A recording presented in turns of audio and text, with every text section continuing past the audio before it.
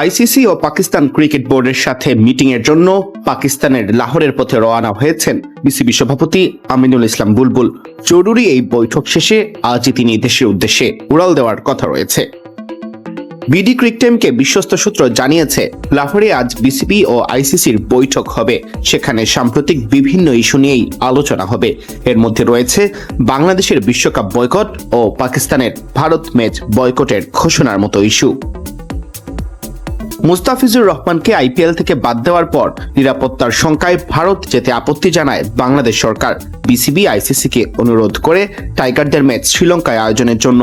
তবে আইসিসি সাফ জানিয়ে দেয়, বিশ্বকাপ ম্যাচ খেলতে হলে ভারতেই খেলতে হবে। বাধ্য হয়ে বিশ্বকাপে দল না পাঠানোর সিদ্ধান্ত নেয় বাংলাদেশ।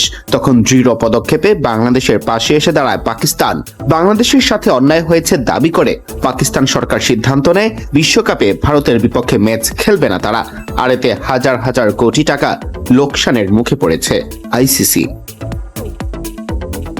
লোকসান ঠেকাতে লঙ্কান বোর্ডকে দিয়ে সুপারিশও করানো হয়েছে, তাতেও এখনো কোনো লাভ হয়নি।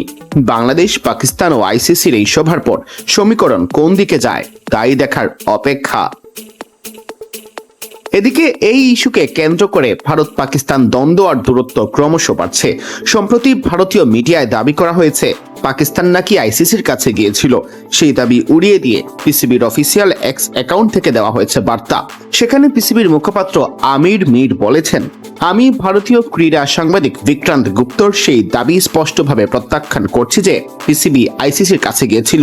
বরাবরের মতোই ভারতীয় গণমাধ্যমের একটি অংশ মন গড়া গল্প ছড়াতে ব্যস্ত।